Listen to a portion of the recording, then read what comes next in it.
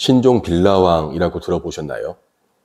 전세 사기 피해자분들을 다시 한번 고통스럽게 만드는 신종 빌라왕 사기가 전국 곳곳에서 벌어지고 있는데요. 현행법상 막을 방법도 처벌할 방법도 없어서 관련법 개정이 시급해 보입니다. 전세 사기는 많이 들어보셨을 텐데요. 전세 사기의 종류에도 여러 가지 유형이 있지만 가장 대표적인 건 바로 깡통 전세입니다. 전세 가격이 오히려 매매 가격을 초과하는 경우인데요. 시세를 정확하게 파악하기 힘든 신축 빌라에서 빈번하게 일어나는 일입니다. 예를 들어 매매 가격이 3억이라고 해서 2억 5천에 전세 계약을 했는데 실제로는 매매 금액이 2억밖에 안 돼서 전세 보증금을 돌려받기 어려워진 상황을 말하는데요. 이런 경우 임차인이 전세 보증금을 돌려받기 위해 할 수 있는 조치는 많지 않습니다. 임대인이 다른 재산이라도 있는 경우는 그나마 다행이지만 깡통 전세는 보통 경제적 능력이 없는 바지 임대인을 내세우는 경우가 많아서 일반적인 방법으로는 보증금을 돌려받기가 쉽지 않은데요. 최후의 방법은 해당 주택을 강제 경매하는 방법이 있습니다.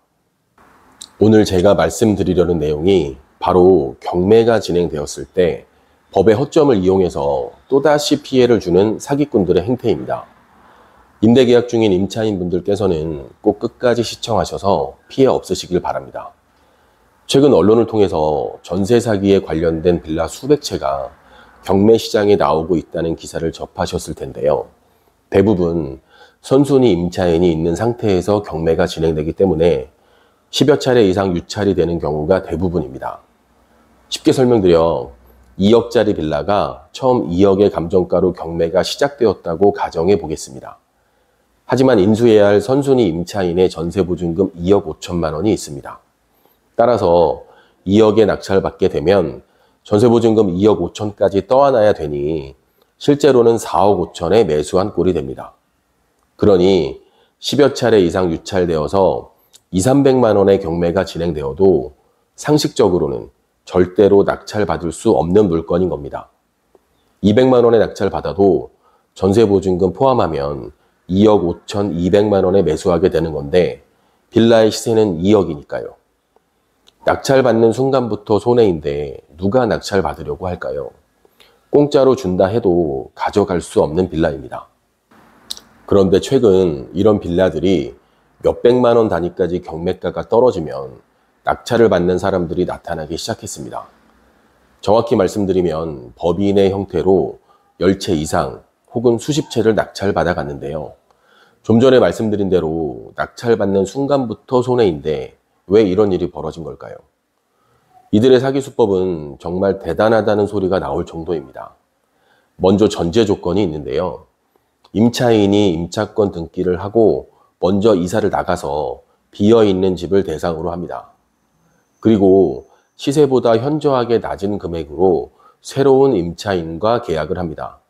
예를 들어 시세가 보증금 5천만 원에 월세 100만 원이라면 보증금 2천만 원에 월세 50만 원, 이런 식으로 말이죠. 시세의 반값밖에 안 되는 금액이니 새로운 임차인을 구하기는 어렵지 않을 거고요. 전 임차인의 보증금을 돌려주지 않아서 임차권 등기가 그대로 설정되어 있지만 신경 쓰지 않습니다. 새로운 임차인에게는 내가 경매받은 집이고 조금만 있으면 말소될 거라 설명하면 그만이고요. 그럼 결론적으로 200만 원에 낙찰받은 빌라를 보증금 2천만 원을 받았으니 원금을 제외하더라도 이미 1,800만 원이 남았고 다달이 월세도 들어오게 됩니다. 이런 식으로 수십 채 이상 늘려가는 거고요. 당연히 처음부터 예전 임차인의 전세 보증금은 돌려줄 생각이 없습니다. 개인이라면 절대 할 수 없는 방법이지만 법인으로 낙찰받았기 때문에 문제가 생겨도 법인을 없애버리면 그만이고요. 이후 이 법인의 행태는 더 가관인데요. 선순위 임차인이 전세보증금을 돌려달라고 하자 돌려줄 돈이 없으니 억울하면 다시 경매 넣으라고 합니다. 그리고 이 법인으로 내지 않은 세금이 많아서 경매 넣게 되면 오히려 보증금을 더 손해볼 거라고 협박도 하고요. 이런 말도 안 되는 일들이 현재 대한민국 한복판에서 벌어지고 있는데요. 믿겨지시나요? 안타깝지만 현행법상 그들을 처벌할 수 있는 방법이 없습니다. 전세보증금 채무만 남아있을 뿐 경매로 소유권을 취득한 건 사실이니까요. 전세 사기로 벼랑 끝에 몰린 피해자분들을 그야말로 절벽으로 밀어버리는 정말 악질적인 행태입니다. 다시 한번 말씀드리지만 관련법 개정이 시급합니다.